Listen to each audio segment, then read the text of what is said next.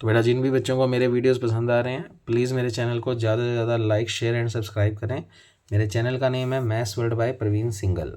तो बेटा Riemann integral के चैप्टर को कंटिन्यू कर रहे हैं। तो आज की थ्योरम्स करने से पहले कुछ हमें डेफिनेशंस देखनी पड़ेंगी और ये डेफिनेशन भी सेक्शन ए में आती हैं और इसी की भी यहाँ पे आगे वाली जो 3 थ्योरम्स बची हुई हैं टोटल इस चैप्टर में वो कवर अप होंगी। तो बेटा सबसे पहला डेफिनेशन पढ़ रहे हैं इंटीग्रल फंक्शन। तो बेटा इंटीग्रल फंक्शन का डेफिनेशन क्या कहता है, एफ पहले आपका रीमान इंटीग्रल फंक्शन होना चाहिए किस इंटरवल में, ए से बी। तो फिर फाई एक्स बराबर होगा ए से x F T into D T, जहाँ पर ये टी कहाँ से बिलोंग कर रहा है, ए से बी इंटरवल के अंदर, मतलब ए से बी इंटरवल का कोई भी पॉइंट हो सकता है। तो बेटा कुल मिलाकर अगर फाई एक्स फंक्शन बराबर ये फॉर्म में लिखा हुआ है तो phi is called integral function of F, ये इंटीग्रेशन का साइन है और अंदर एफ लिखा हुआ है, तो इसी फाई को आप कहेंगे इंटीग्रल फंक्शन ऑफ एफ। यानी अगर थ्योरम में दे रखा है कि फाई एफ का इंटीग्रल फंक्शन है तो फाई ये वाली प्रॉपर्टी को क्या करेगा, सेटिस्फाई। तो कुल मिलाकर इंटीग्रल फंक्शन का मतलब यही होता है कि जिस फंक्शन को आप इंटीग्रल फंक्शन बोल रहे हो इसमें मैं फाई को इंटीग्रल फंक्शन बोल रहा हूँ, तो फाई अगर इंटीग्रल फंक्शन है तो वो ये प्रॉपर्टी क्या करेगा, सेटिस्फाई, जिसमें ये अंदर वाला फंक्शन रीमान इंटीग्रल होना चाहिए। तो phi x is equal to ए से बी नहीं, ए से x F T into D T, जहाँ पर ये टी पॉइंट कहाँ से बिलोंग कर रहा है, इस पूरे बड़े इंटरवल में। तो फाई इज कोल्ड, तो इसको ऐसे रीड करना सीखो, फाई बराबर को हम पढ़ रहे हैं is called, phi is called integral function of F, integral function of F. तो अगर थ्योरम में कोई इंटीग्रल फंक्शन दे रखा है तो आप ये प्रॉपर्टी उसमें लिख सकते हो। नेक्स्ट डेफिनेशन है बेटा प्रीमिटिव। प्रीमिटिव के लिए एफ और फाई कोई दो फंक्शन होने चाहिए जो किसी इंटरवल ए से बी में परिभाषित है, रीमान होना कोई जरूरी नहीं है, बस ए से बी में कोई दो फंक्शन डिफाइन है। देन फाई डैश एक्स अगर एफ एक्स के बराबर है तो बेटा डैश को ही हम प्रीमिटिव वर्ड बोल रहे हैं, तो phi is primitive of F. तो फाई एफ का प्रीमिटिव है, मतलब ये लाइन मत लिखना, आप ये लिखना, phi is called primitive of f, phi is called primitive of F. तो थ्योरम में अगर प्रीमिटिव वर्ड यूज है तो इसका मतलब फाई डैश एक्स बराबर होता है एफ एक्स के, ये बात आप यूज कर सकते हो। फिर बेटा आगे की जो थ्योरम्स 3 पेंडिंग है उनमें ये सारे नोट अपने यूज हो जाएंगे, तो वो नोट मैंने एक साथ लिखवा दिए जिससे बारी बारी हर थ्योरम में नोट आ रहा है तो हमें दिक्कत ना हो। तो फटाफट से ये सारे नोट स्टडी कर लेते हैं। पहला नोट है, अगर हमें फंक्शन को किसी फाई फंक्शन को कंटिन्यूस प्रूव करना है तो बेटा फाई फंक्शन को कंटिन्यूस प्रूव करने के लिए या तो आप left hand limit, right hand limit और फंक्शन की पॉइंट पर वैल्यू इक्वल प्रूव करो, या मैंने आपको पहले जो वीडियोस कराई हैं लिमिट कंटिन्यूटी की थ्योरम्स की उसमें मैंने बताया है कि अगर आपको किसी फंक्शन को कंटिन्यूस प्रूव करना है तो आप कॉशी कंटिन्यूस भी यूज़ कर सकते हो। कॉशी कंटिन्यूस में थोड़ी सी याद करवा दूँ, ये थी जैसे मान लो limit X tendings to A F X बराबर एफ ए है, तो कॉशी कंटिन्यूस क्या कहता है, आप ये चीज़ तो लेकर चलो एक्स माइनस ए लेस देन डेल्टा, और प्रूव क्या करोगे एफ एक्स माइनस एफ ए, यानी इनके ऊपर एफ लगा दो, इस चीज़ पे एफ लगा दो, एफ एक्स माइनस एफ ए का मोड छोटा आना चाहिए एप्सिलॉन, इसे ही हम बोलते हैं कॉशी कंटिन्यूस डेफिनेशन। वैसा कुछ ही तो लिखा है, इस बार फंक्शन का नाम एफ ना होकर फाई है, और अगर किसी थ्योरम में मुझे फाई फंक्शन को कंटिन्यूस प्रूव करना है तो मैं प्रूव करूंगा phi x plus h minus phi x. बेटा एक्स और ए लिखते थे, यहाँ पर एक्स प्लस एच लिख दिया तो यहाँ पर सिर्फ एक्स लिख दिया, तो उससे कोई फर्क नहीं पड़ता। तो ये बिल्कुल कॉशी कंटिन्यूस की डेफिनेशन ही है। तो आपको ये प्रूव करना है phi x plus h minus phi x का टोटल मोड किससे छोटा लेकर आना है, एप्सिलॉन। अगर ला पाते हो तो फाई फंक्शन क्या प्रूव हो जाएगा, कंटिन्यूस। ऐसे ही अगर किसी थ्योरम में मुझे प्रूव करना है फाई एक्स को डिफरेंशिएबल फंक्शन, तो आपको कुछ ये लाइन लेकर आनी है, क्या, limit h tends to 0 phi x plus h minus phi x divide by h बराबर, इस चीज़ को क्या बोलते हैं बेटा, फाई डैश एक्स, और इसकी वैल्यू ये और इसकी वैल्यू लेकर आनी है आपको फाइनाइट और एग्जिस्ट, मतलब इसका मान आपका इन्फिनिटी नहीं आना चाहिए। अगर इसका मान आपकी कोई फाइनाइट और एग्जिस्ट वैल्यू आ रही है तो इसका मतलब डेरिवेटिव एग्जिस्ट कर रहा है, अगर फाई का डेरिवेटिव एग्जिस्ट कर रहा है तो फाई फंक्शन डिफरेंशिएबल हो जाएगा। तो बेटा जब भी फाई को डिफरेंशिएबल प्रूव करना है तो आपको ये फॉर्मूला बनाना है और इतने इतने स्टेप की वैल्यू आनी चाहिए फाइनाइट और एग्जिस्ट। अगर किसी फंक्शन का डेरिवेटिव फाइनाइट और एग्जिस्ट है तो वो सिंपल फंक्शन क्या होता है, डिफरेंशिएबल फंक्शन। तो ये सब बातें याद रखनी है आपको कि डिफरेंशिएबल प्रूव करने के लिए क्या प्रूव करना है, कंटिन्यूस प्रूव करने के लिए क्या करना है। अच्छा, ये नोट मैंने आपको 1 या 2 दिन पहले एक थ्योरम करवाई थी, एफ अगर रीमान इंटीग्रल है तो मोड एफ भी रीमान इंटीग्रल होता है, but converse need not be true, और आल्सो शो दैट में मैंने ये प्रॉपर्टी प्रूव करवाई थी, और वहाँ बोला भी था कि ये प्रॉपर्टी आगे एक थ्योरम में यूज़ होनी है, इसलिए मैंने करवाई है प्रूव। तो क्या थी प्रॉपर्टी?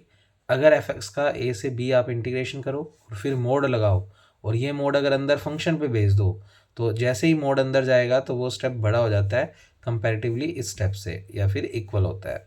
ये नोट मैंने आपको पढ़ा रखा है पहले की वीडियोस में। Second definition of Riemann integral just last video में आपको पढ़ाई थी, एज इट इज़ ये लाइन लिख दी मैंने, इक्वल का साइन नहीं है, सिर्फ लेस देन है, तो बेटा इसे बोलते हैं second definition of Riemann integral. ये सब बातें आगे की 3 थ्योरम्स में यूज़ होने वाली हैं, तो मैंने यूज़ करवा दी। अच्छा, आप एक चैप्टर पढ़ चुके होगे मीन वैल्यू थ्योरम, तो उसमें आपने पढ़ी होगी लैग्रांज मीन वैल्यू थ्योरम। क्या स्टेटमेंट था? कोई एफ फंक्शन क्लोज इंटरवल ए से बी में कंटिन्यूस होना चाहिए, वही एफ फंक्शन ओपन इंटरवल ए से बी में डिफरेंशिएबल होना चाहिए। तो आप कहते थे कि कोई ना कोई कम से कम एक पॉइंट सी ऐसा ओपन इंटरवल में होगा जिसके लिए एफ डैश सी बराबर f b minus f a upon b minus a. तो बेटा ये L M V T theorem का फॉर्मूला था, आपने पढ़ा होगा। इस बात का यूज़ भी मैं आगे वाली थ्योरम्स में करूँगा। उसके अलावा ये नोट भी बड़ा इंपॉर्टेंट है बेटा, अगर कोई एफ फंक्शन आपको ए से बी इंटरवल में कंटिन्यूस दे रखा है, तो इस ए से बी के ओपन इंटरवल में कोई ना कोई एक पॉइंट हमें ऐसा मिलेगा ही मिलेगा जिसके लिए फंक्शन का अगर आप ए से बी तक इंटीग्रेशन करते हो तो उसकी वैल्यू डायरेक्ट बराबर होगी उस सी पॉइंट पे फंक्शन की वैल्यू निकाल लो और बाद वाले में से पहले वाले पॉइंट को माइनस कर दो। तो इसका मतलब इस फंक्शन का ए से बी अगर आपको इंटीग्रेशन करना है तो वो इंटीग्रेशन ना करके आप सीधा उसकी वैल्यू लिख दोगे, ए से बी इंटरवल में कोई ऐसा सी पॉइंट होगा जिस पे फंक्शन का मान और बाद वाले में से पहले वाले को क्या कर दो, माइनस। ये सी पॉइंट अपने को ढूंढना होता है। तो आप तो बस ये नोट याद रख लो कि अगर एफ फंक्शन ए से बी में कंटिन्यूस है तो हमें ए से बी के ऊपर इंटरवल में एक पॉइंट सी ऐसा मिलता ही मिलता है जिसके लिए इस फंक्शन का ए से बी इंटीग्रेशन बराबर होता है सी पॉइंट पे फंक्शन की वैल्यू और upper limit minus lower limit. अब इस नोट को मैंने प्रूव भी करके दिखाया, प्रूव की जरूरत नहीं है, बस इस लाइन को समझाया कि हमें फिर इंटीग्रेशन करने की जरूरत नहीं है, हम उसकी वैल्यू डायरेक्ट इस वाले स्टेप से भी निकाल सकते हैं। फॉर एग्जांपल जैसे मान लो मेरा फंक्शन एफ एक्स का मान है एक्स और इंटरवल ए से बी जो है वो मेरे को दिया हुआ है 1 से 2, और बेटा आपको पता है जो एफ एक्स बराबर एक्स है वो 1 से 2 में हमेशा कंटिन्यूस होगा क्योंकि एल्जेब्रिक फंक्शन है, algebraic function is always continuous. तो मैंने रैंडमली ग्राफ बनाया एक्स बराबर 1 से 2 के लिए, और क्योंकि मुझे पता है ये फंक्शन कंटिन्यूस होता है और एक स्ट्रेट लाइन को रिप्रेजेंट कर रहा है तो मैंने एक स्ट्रेट लाइन बना दी 1 से 2 के बीच में। और चेक करो मैंने ये लाइन बनाते वक्त मार्कर उठाया नहीं, तो ये फंक्शन 1 से 2 में क्या दिखा हमें, कंटिन्यूस। अब समझना, एक तो 1 से 2 का आप इंटीग्रेशन डायरेक्ट करो इस फंक्शन का, तो बेटा ए से b f x d x, a की वैल्यू कितनी है 1, बी की वैल्यू कितनी है 2 और एफ एक्स का मान कितना है एक्स। आपको लंग के आता है इंटीग्रेशन, एक्स का इंटीग्रेशन होता है एक्स स्क्वायर बाई 2 और फिर आप अपर लिमिट माइनस क्या रखोगे, लोअर लिमिट। मैं यहीं करके दिखा देता हूँ, एक्स स्क्वायर बाई 2 लिमिट है 1 से 2, 2 रखोगे तो 2 का स्क्वायर 4, 4 डिवाइड बाई 2 2, और जब 1 रखोगे तो 1 का स्क्वायर 1 और 1 बाई 2, 2 माइनस 1 बाई 2 कितना आ गया 3 बाई 2। तो आपने देखा कि LHS का इंटीग्रेशन हमने जब अपने आप से सोल्व किया तो 3 बाई 2। अब हमें प्रूव करना है कि LHS बराबर RHS।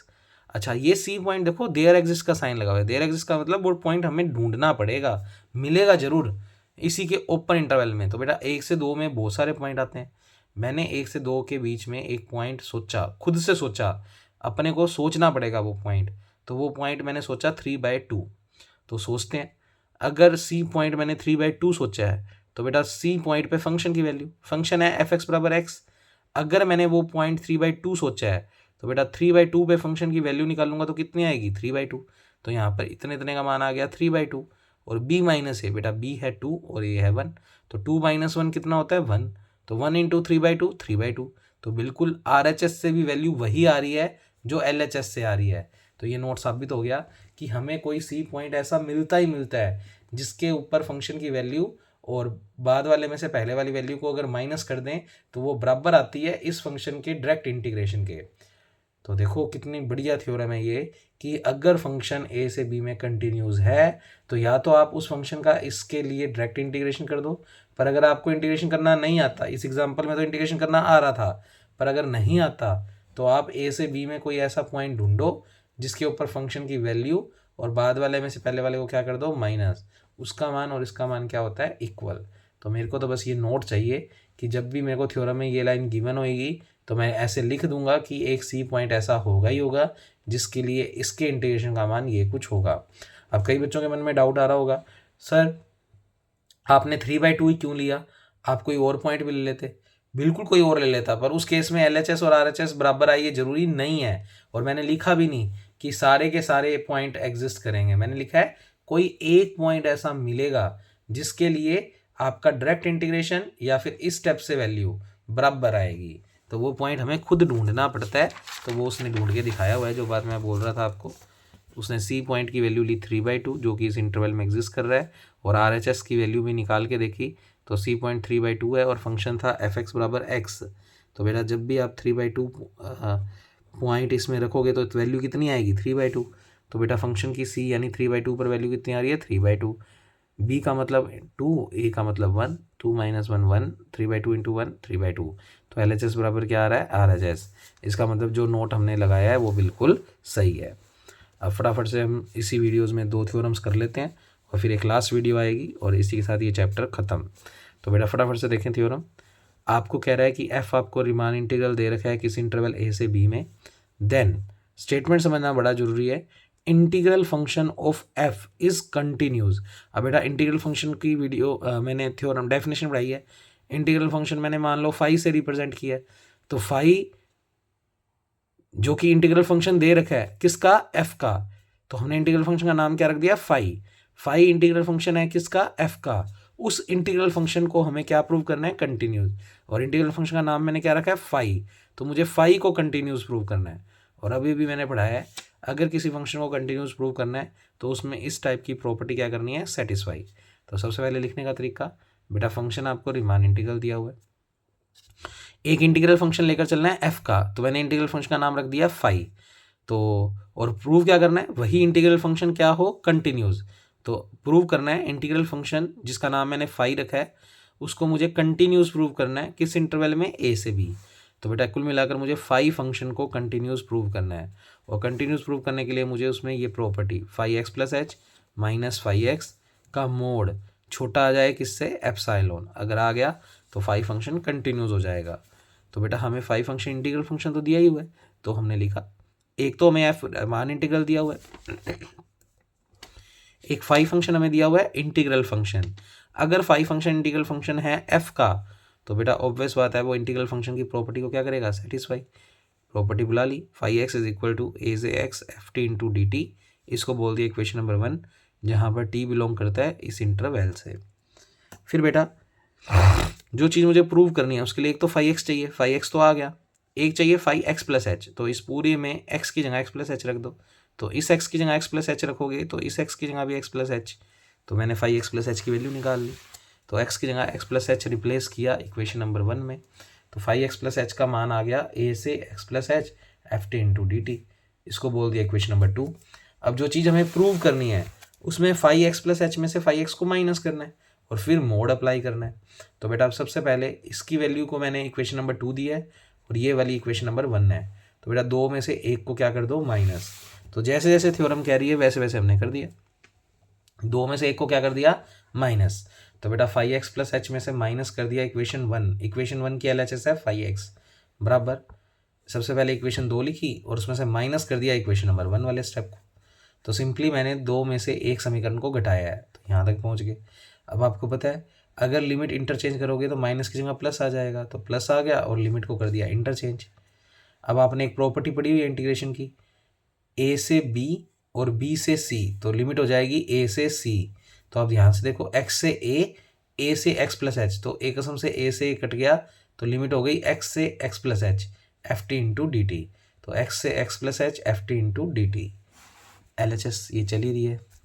अब बेटा अकॉर्डिंग टू जो हमें प्रूव करना है उसके लिए हमें मोड लगाना है, तो हमने इस पूरे स्टेप पे मोड लगा दिया, तो इस पूरे स्टेप पे मोड और यहाँ पर इस स्टेप पे मोड। फिर मैंने इसी वीडियो में आपको कुछ नोट लगवाए हैं, नोट समझें पहले। अगर किसी फंक्शन के ऊपर टोटल पे मोड है और अगर आप फंक्शन के अंदर मोड भेजते हो तो वो स्टेप बड़ा हो जाता है इस स्टेप से। तो ये प्रॉपर्टी यहाँ पर लगाते हैं। बेटा पूरे पे मोड है, अगर आप सिर्फ एफ टी पे मोड लगाओगे तो वो एफ टी पे जैसे ही मोड लगाओगे तो वो स्टेप बड़ा या बराबर हो जाएगा इस स्टेप से। तो ये स्टेप छोटा हो जाएगा और ये स्टेप बड़ा हो जाएगा। तो जैसे ही आपने एफ टी के ऊपर मोड लगाया तो ये स्टेप बड़ा या बराबर हो जाएगा इस स्टेप से। ये प्रॉपर्टी यूज़ की है मैंने। तो ये प्रॉपर्टी आप थोड़ी साइड में लिखा करो। तो ये स्टेप छोटा या बराबर होगा इस स्टेप से जैसे ही मोड अंदर जाएगा। अब बेटा हमें फंक्शन क्या दिया हुआ है, रिमान। एक बात याद रखना, अगर फंक्शन रिमान होता है तो वो बाउंडेड होता ही होता है।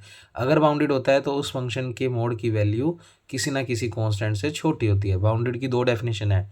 फंक्शन अगर बाउंडेड है तो उसका मोड किसी ना किसी कांस्टेंट से छोटा, या उस फंक्शन की वैल्यू इन्फिमम से बड़ी और सुप्रीमम से छोटी। तो कभी हम ये, अगर इसकी जरूरत है मोड लगा हुआ है तो ये डेफिनेशन यूज़ करेंगे, मोड नहीं लगा हुआ तो इन्फिमम सुप्रीमम के बीच वाली डेफिनेशन यूज़ करेंगे। तो बेटा इस एफ टी मोड की वैल्यू क्या आ गई, के, और जहाँ के लिखेंगे वहीं पर साइन ओपन और इक्वल। तो जहाँ के लिखेंगे वहीं पर साइन ओपन और इक्वल, क्योंकि के कांस्टेंट है इंटीग्रेशन से बाहर भी हो गया। एक्स से x plus H into D T. बेटा डी टी का इंटीग्रेशन क्या होता है, टी, जैसे डी एक्स का इंटीग्रेशन क्या होता है, एक्स, तो डी टी का टी। अपर लिमिट और लोअर लिमिट चली रही है, पुट कर दो, upper limit minus lower limit. तो बेटा एक्स से एक्स कैंसिल आउट, क्या बच गया, के एच। बेटा के भी कांस्टेंट है, एच भी कांस्टेंट है, इसका पूरे का मान रख दिया लेस देन एप्सिलॉन। तो बेटा जहाँ एप्सिलॉन रखोगे उस तरफ साइन को क्या करोगे, ओपन। और एल एच एस इसकी चली रही थी, 5x plus h minus 5x का मोड। और जब भी आप कोई ऐसी चीज़ प्रूव कर देते हो तो ये 5x फंक्शन क्या प्रूव हो जाता है, कंटिन्यूस। तो प्रूव हो गया कि इंटीग्रल फंक्शन हमेशा कंटिन्यूस फंक्शन होता है अगर एफ रीमान इंटीग्रल हो। इस थ्योरम में गिवन था, अगर एफ रीमान इंटीग्रल है तो प्रूव करो integral function, that means phi कैसा फंक्शन होगा, कंटिन्यूस। तो ये थ्योरम इंपॉर्टेंट थी। अब इसमें जैसे जैसे काम किया वही काम अगली थ्योरम में एज इट इज़ करना है, उसके बाद थोड़ा सा चेंज करेंगे। तो देखते हैं क्या कहती है थ्योरम नेक्स्ट। तो स्टेटमेंट समझेंगे। द इंटीग्रल फंक्शन फाई, मतलब इंटीग्रल फंक्शन का नाम क्या है, phi, of a continuous function f. Statement समझना जरूरी है। कंटिन्यूस फंक्शन कौन सा दिया हुआ है, एफ। एफ एक कंटिन्यूस फंक्शन दिया हुआ है और integral function phi of a continuous function f. तो फाई जो है इंटीग्रल फंक्शन है किसका, एफ का, और एफ फंक्शन आपको क्या दे रखा है, कंटिन्यूस। तो कहता वो इंटीग्रल फंक्शन फाई को क्या प्रूव करो, differentiable. Integral function phi is differentiable, मतलब फाई फंक्शन को डिफरेंशिएबल प्रूव करना है और वैल्यू लेकर आनी है फाई डैश एक्स की किसके बराबर, एफ एक्स के। तो बेटा आपको ये क्या प्रूव करना है, तो बेटा एक तो हमें फाई डैश एक्स का मान बराबर लेकर आना है एफ एक्स, और एक हमें फाई फंक्शन को डिफरेंशिएबल प्रूव करना है। और मैंने आज आपको बताया था कि अगर फाई को डिफरेंशिएबल प्रूव करना है तो आपको फाई डैश एक्स की वैल्यू फाइनाइट और एग्जिस्ट लेकर आनी है। अगर इसकी वैल्यू फाइनाइट और एग्जिस्ट आ गई तो ये फंक्शन डिफरेंशिएबल हो जाएगा। तो एक तो हमें ये फॉर्मूला बनाकर दिखाना है और फाई को डिफरेंशिएबल लेकर आना है, और डिफरेंशिएबल लेकर आने के लिए ये वैल्यू मुझे फाइनाइट और एग्जिस्ट प्रूव करनी है। कैसे करेंगे देखते हैं। सबसे पहले कंटिन्यूस फंक्शन कौन सा दिया हुआ है, एफ। तो एफ हमें एक कंटिन्यूस फंक्शन दिया हुआ है। अच्छा फाई हमें दिया हुआ है इंटीग्रल फंक्शन किसका, एफ का। तो phi is integral function of f. अगर फाई इंटीग्रल फंक्शन है तो इंटीग्रल फंक्शन की प्रॉपर्टी सेटिस्फाई करेगा। तो phi x is equal to ए से x F T into D t, that is equation number 1। अच्छा किसको डिफरेंशिएबल प्रूव करना है, फाई फंक्शन को। तो मैंने लिखा टू प्रूव, सिद्ध करना है फाई एक्स को डिफरेंशिएबल फंक्शन। उसके अलावा फाई को अगर डिफरेंशिएबल प्रूव करना है और उसकी वैल्यू लेकर आनी है phi dash x is equal to f x, और इसकी वैल्यू क्या आनी चाहिए, फाइनाइट और एग्जिस्ट। देखते हैं कैसे आएगी। तो बेटा मुझे पता है हिंट क्या मिला मेरे को, फाई डैश एक्स बनाना है। अगर फाई डैश एक्स बनाना है तो मैंने आज आपको नोट लगवाए थे बेटा, फाई डैश एक्स का मतलब होता है limit h tends to 0 phi x plus h minus phi x divide by h, यही था। तो बेटा अपने को एक तो फाई एक्स चाहिए, फाई एक्स तो इक्वेशन नंबर 1 में आ चुका है। एक चाहिए फाई एक्स प्लस एच, तो बेटा फाई एक्स प्लस एच के लिए मैं एक्स की जगह एक्स प्लस एच रिप्लेस कर दूंगा, फिर दोनों को क्या करूंगा, माइनस, और फिर ये चीज़ से डिवाइड और ऐसे लिमिट, वो सब देखते हैं स्टेप। तो हिंट मिल गया कि हमें फाई एक्स प्लस एच चाहिए और दोनों को क्या करना है, माइनस। तो किया मैंने। तो यहाँ से देखना स्टार्ट करें। एक्स की जगह एक्स प्लस एच रिप्लेस कर रहे हैं इक्वेशन नंबर 1 में, तो एक्स की जगह एक्स प्लस एच रिप्लेस कर रहे हैं इक्वेशन नंबर 1 में। तो phi x plus h equal to ए से x plus h f T into D t, बिल्कुल पिछली थ्योरम जैसा वेरिफिकेशन। Equation number 2। अब अकॉर्डिंग टू इसमें से इसको क्या करना है, माइनस, तो दो में से एक को क्या कर दो, माइनस।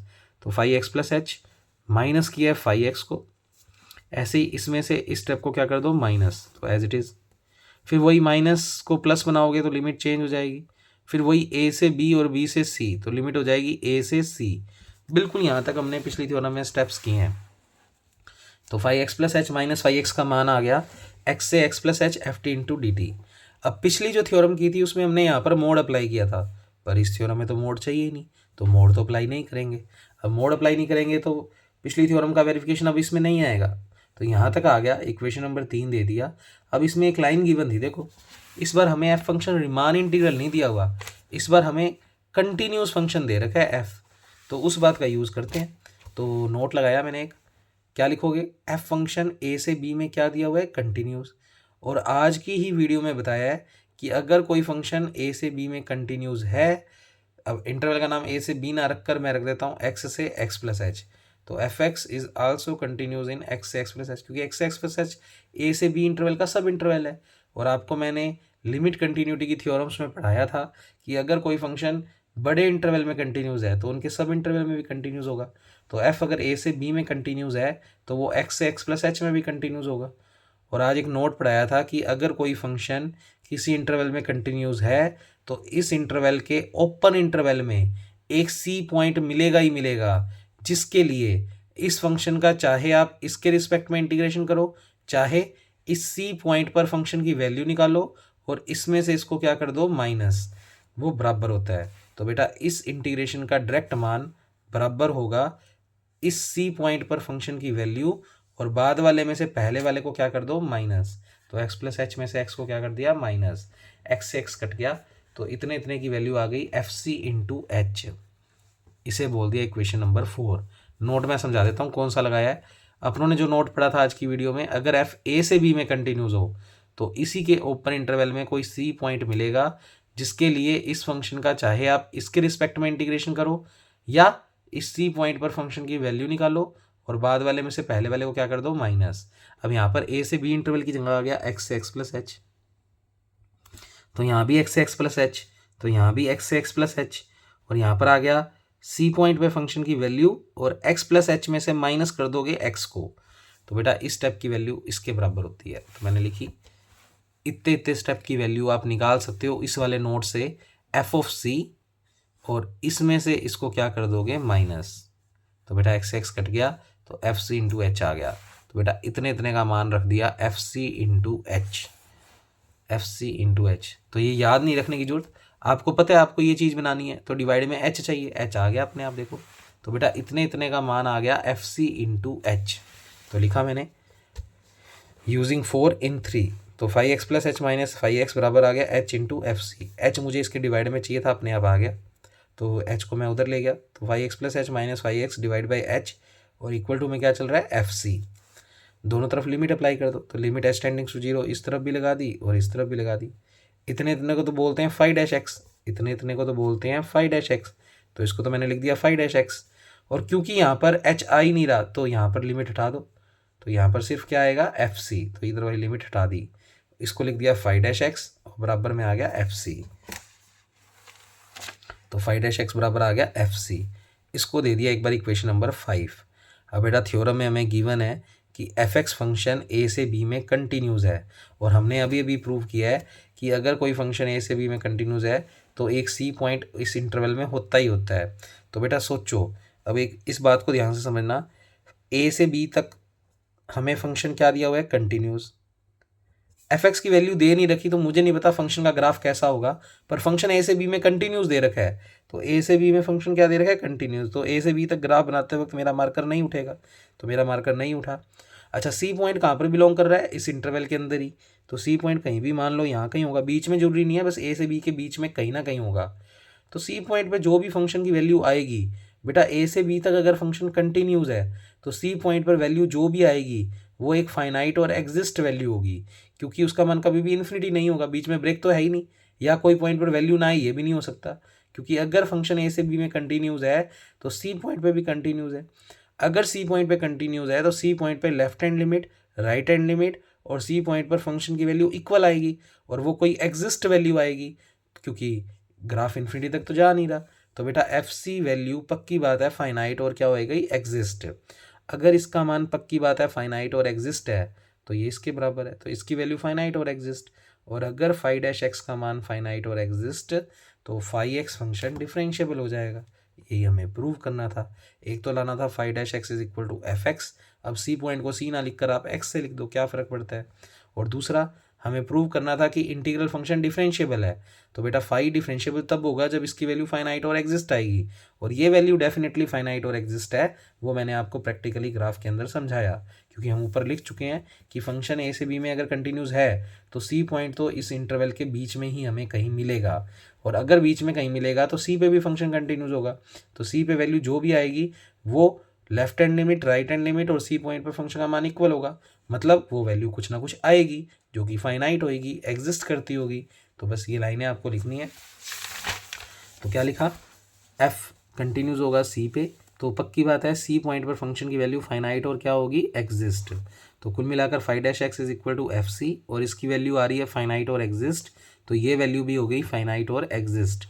और अगर किसी फंक्शन का डेरिवेटिव फाइनाइट और एग्जिस्ट तो सिंपल फंक्शन, ये फाई एक्स लिखा हुआ है सिर्फ, कुछ नहीं आएगा यहाँ पर, फाई एक्स पक्की बात है कैसा फंक्शन हो गया, डिफरेंशिएबल, और उसकी वैल्यू बराबर आ गई phi dash x is equal to c point का नाम एक्स रख दो, चाहे सी भी लिख दोगे तो कोई फ़र्क नहीं पड़ता। तो ये थ्योरम का वेरिफिकेशन भी ख़त्म हो गया है। आज की वीडियो में इतना ही करेंगे। एक लास्ट थ्योरम रह गई और बहुत बार आई हुई है बेटा ये थ्योरम सेक्शन सी में, बहुत ईजी है। उसके लिए जो मैंने इस वीडियो में कुछ नोट लगवाए थे स्टार्टिंग में, एक दो नोट यूज़ नहीं हुए अभी तक, प्रीमिटिव नहीं यूज़ हुआ, second definition of Riemann integral, LMVT, तो वो तीनों नोट इस थ्योरम में यूज़ हो जाएंगे। वो हम कल की क्लास में देखेंगे। Okay, thank you class.